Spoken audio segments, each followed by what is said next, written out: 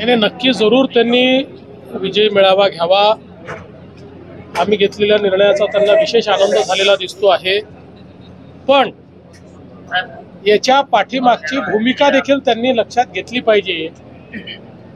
Committee तयार करणारे ते, त्या कमिटीमध्ये आपल्या उपनेत्याला टाकणारे ते, त्या कमिटीचे रिकमेंडेशन की पहिलीपासून 12वी पर्यंत हिंदी सक्तीची करा, कॅबिनेटमध्ये घेणारे ते, कॅबिनेटचा निर्णय करणारे ते, निर्णयावर सही करणारे ते, मिनिट्सवर सही करणारे ते, आणि आता विजय मेळावा घेणारे तेच।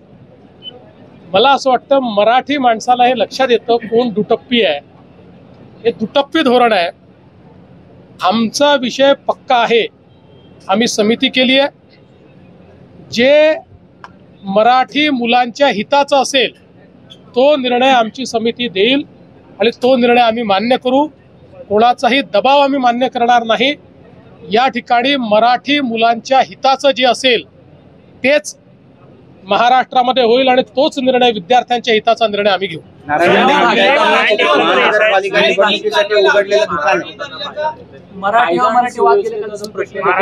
पहिल्यांदा तर